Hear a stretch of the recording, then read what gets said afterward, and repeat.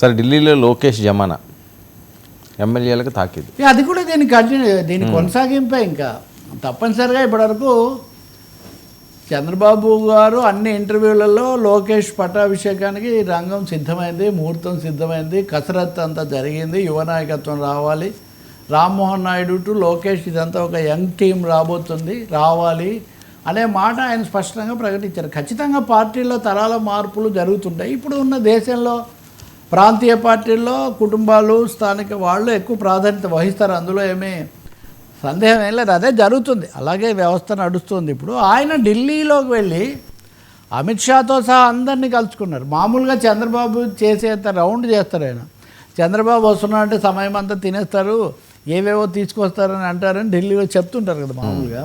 దాదాపు లోకేష్ దానికి ఏమి తీసిపోని స్థాయిలో ఢిల్లీలో ఈ మీటింగ్లనండి, లాబింగ్లనండి అన్నీ చేసినట్టుగా ఇక్కడ కనిపిస్తుంది. ఇంకో మాట అన్నారు ముఖ్యమైనది, నరేంద్ర మోదీని ప్రధానమంత్రి గారిని కలుసుకోవడం నా జీవితంలో పెద్ద మలుపు అన్నారు.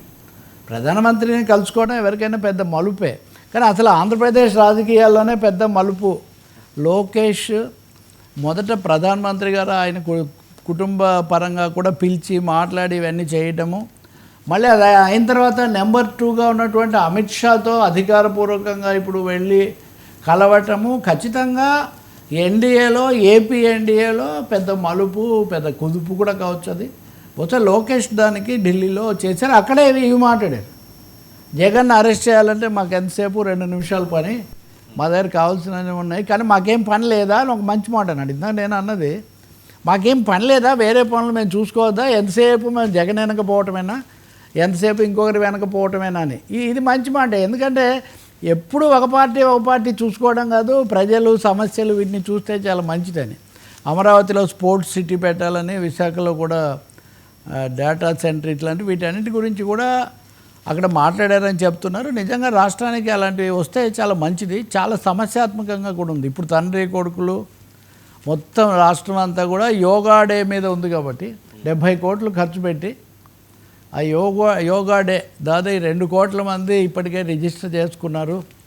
వీళ్ళందరికీ గిన్నిస్ బుక్లో కూడా ఇది ఎక్కుతుందని చంద్రబాబు స్వయంగా చెప్తున్నారు. సో లోకేష్ ఈ సందర్భంలో ఢిల్లీకి వెళ్ళటం అన్నది ఖచ్చితమైన ఇండికేషన్ ఆయన యొక్క అధిరోహణ క్రమంలో ఉన్నారనేది అయితే స్పష్టమవుతుంది. దానికి ఇందాక పవన్ చెప్పిన దానికి మీరు కలిపి చూసుకోవచ్చు.